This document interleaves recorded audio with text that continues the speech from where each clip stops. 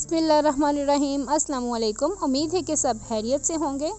जैसा कि मैंने आपको बताया था कि एमनाबाद में बहुत सी हिस्टोरिकल प्लेसेस हैं, तो आज मैं उनमें से एक का विज़िट करने आई हूँ और आप भी मेरे साथ इस शानदार जगह का विज़िट कीजिए। तो आज मैं मौजूद हूँ गुरुद्वारा रोड़ी साहब एमनाबाद। ये सिखों की एक कदीम इबादतगाह है, जहाँ पर सिखों के अजीम गुरु बाबा गुरु नानक साहब ने अपने मज़हब की तबलीग के लिए क़याम किया और उन्होंने किसी महमल के बिस्तर की बजाय रोड़ी का बिस्तर बनाकर वहाँ पर क़याम किया, इसलिए इसको गुरुद्वारा रोड़ी साहब का नाम दिया गया है। आप इसकी एंट्रेंस देख सकते हैं कि कितनी शानदार इसकी एंट्रेंस है। ये संस्कृत ज़ुबान में कुछ लिखा है जो कि मेरी समझ में तो नहीं आ रही, और अगर आपको आती है ये लैंग्वेज तो आप मुझे कमेंट्स में ज़रूर बताइए। और अगर अभी तक आपने मेरे चैनल को सब्सक्राइब नहीं किया तो आपसे रिक्वेस्ट है कि मेरे चैनल को सब्सक्राइब कर लीजिए, बेल आइकन को प्रेस कर लीजिए। चूँकि ये सिखों की एक मुकद्दस इबादतगाह है, इसलिए नंगे सर यहाँ पर किसी का भी आना अलाउड नहीं है। गुरुद्वारा के वस्त में एक छत तले 2 कमरे हैं जिनमें सिखों की मुकद्दस किताब रखी गई हैं। ये जो आप देख रहे हैं ये कोई मकबरा नहीं है, ये इस कमरे के वस्त में इनकी मुकद्दस किताब रखी गई है।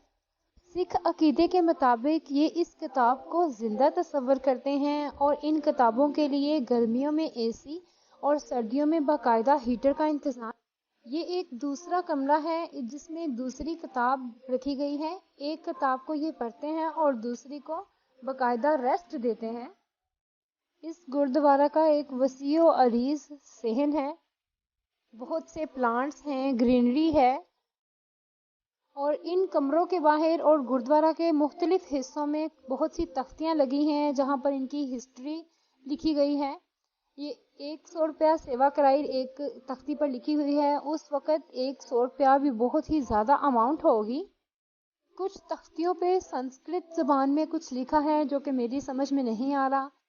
इस गुरुद्वारा की हिस्ट्री और सिख मज़हब के मुतालिक इन तमाम तख्तियों पर लिखा है। और इस गुरुद्वारा में वसीओ अरीज सहन के अंदर एक बहुत ही बड़ा तालाब है इसके सहन के वस्त में, जो कि अब तो खुश्क हो चुका है। पहले इसमें पानी था तो सिख इसको बहुत मुतबरक मानते थे, और ये लेडीज़ के स्नान के लिए अलग एक तरफ पर्दे में तालाब का कुछ हिस्सा है जहाँ पर वो स्नान किया करती थी। आजकल के बच्चे पाकिस्तान की हिस्ट्री से बहुत दूर हैं। मेरे ख्याल से ऐसी जगहों पर बच्चों को विज़िट करवाना चाहिए और उन तमाम पहलुओं से आगाह करना चाहिए जो हमारी हिस्ट्री का हिस्सा है। घर वापसी पर निकले तो सोचा बचपन की कुछ और यादों को ताज़ा करते जाएं। आज जिस तरह इन दरख्तों पे उछल कूद हमारे बच्चे कर रहे हैं, बिल्कुल इसी तरह हम बचपन में इन दरख्तों पे उछल कूद किया करते थे। इस मंजर को देखकर अपना बचपन याद आता है। शाम हो चुकी है, सूरज गरूब होने को है और अब हम घर की राह पकड़ रहे हैं। आपको मेरी ये डिफरेंट वीडियोस कैसी लग रही हैं मुझे कमेंट्स में ज़रूर बताइएगा। अब दीजिए मुझे इजाज़त। दुआओं में याद रखिएगा, अपना ख्याल रखिएगा। अल्लाह हाफ़िज़।